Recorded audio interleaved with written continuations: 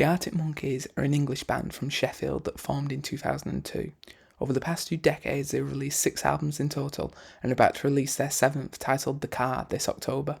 In 2018, they came out with Tranquility Base Hotel and Casino, an album that was thematically and sonically different to anything they had created prior. It also led fans to wonder what might be next from the band, so by looking over a brief history, let's see if we can pick out what might be coming from the band in their future. This is the Arctic Monkeys, and most importantly, what is next for them. But now, a brief history, and I mean brief. The northernmost suburb of Sheffield, in a place called High Green, is where the Arctic Monkeys would first meet and start creating music together. Alex Turner, Matt Elders and Andy Nicholson were all friends from school, and next door neighbour Jamie Cook also joined the band. The band would play their first gig in the Grapes in June of 2003. Put up your picture in the place and where we'll get around. Yeah, where we'll get around, yeah. Yeah, where we'll get around. Over the next couple of years, the band would slowly build up hype around Sheffield and the rest of Northern England, mainly thanks to their fans sharing their music online. By June 2005, the band had signed to the record label Domino, who they are still with today. In January of 2006, the band released their debut album, Whatever People Say I Am, That's What I'm Not. In the first week alone, the band had sold 363,735 copies, making it the fastest selling debut in UK history. It is about this point that Andy left the band due to the band's newfound success being too much for him and was replaced by Nick O'Malley. On the 23rd of April 2007, the band's sophomore album, Favourite Worst Nightmare, was released, and by the 29th of April it had charted number 1. This was also the year that the band would headline Glastonbury for the first time. The band had a short hiatus, something that would begin to happen more and more between the release of Favourite Worst Nightmare and their new album Humbug. On the 19th of August 2009, just under 2 years later, the band would release their 4th album, Suck It and See. This made the band one of only 2 bands in history to have released 4 records in a row and have them all go to number 1. In 2013, the band would go on a new tour in anticipation of their new album, AM. The idea of touring just before an album's announcement or release is something that fans think the band are doing right now. I ain't quite where I think I am. But more on that later.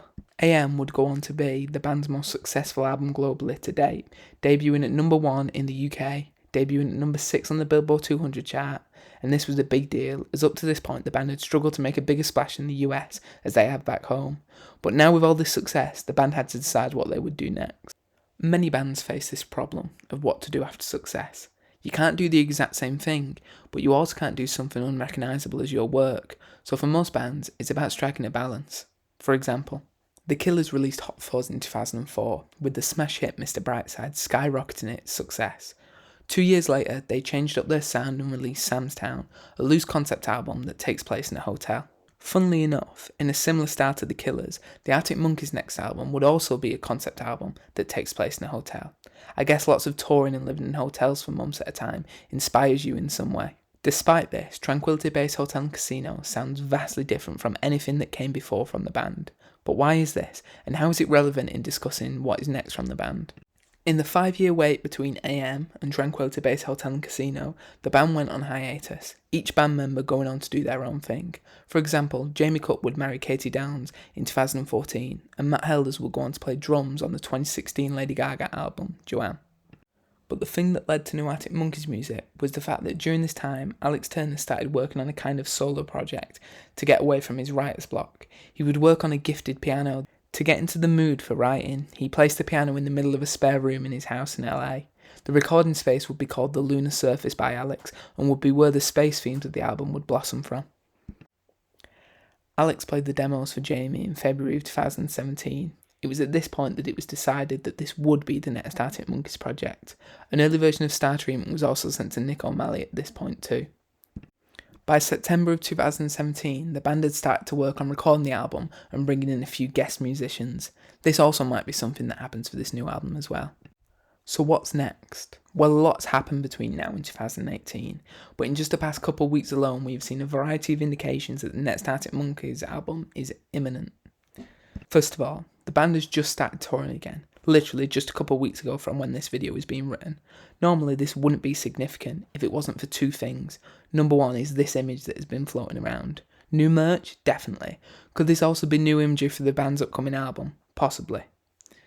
Another major thing that happened was that the band debuted a new song at their show in Switzerland. A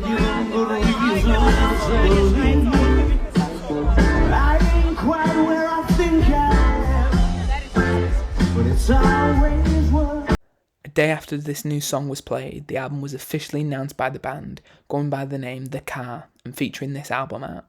With the song that the band was performing, presumably being track 2, the first track on the album, titled There Better Be a Mirror Ball, seems to give more significance to the disco ball merch that was on sale a week before. We know very little about what the rest of the album will sound like, apart from track 2 that they played 2 nights ago. What other info we do know comes from interviews that Matt Helders did, where he says things like, musically, it picks up where Tranquility Base Hotel and Casino left off. I mean, it's never going to be like Are You Mine and all that stuff again, you know, the heavy riffs and stuff, but there are riffs in there, and a bit more up-tempo, even though it's not loud. It's hard to explain. Then Alex Turner, when asked by The Big Issue, said, I think we've got closer to a better version of a more dynamic overall sound with this record. The strings on this record come in and out of focus, and that was a deliberate move, and hopefully everything has its own space. There's time the band comes to the front, and then the strings come to the front. This idea of something sounding cinematic, I've never completely subscribed to it, but it's louder this time. And so far, that's pretty much all we know. The album will be coming out on the 21st of October, and I imagine that they will play a couple new songs from the record this weekend at Reading and Leeds Festival. Sorry if this video feels a bit rushed, a lot of this info was coming in literally as I was writing it, so if anything changes, all corrections will be in a pinned comment below. Thanks for watching.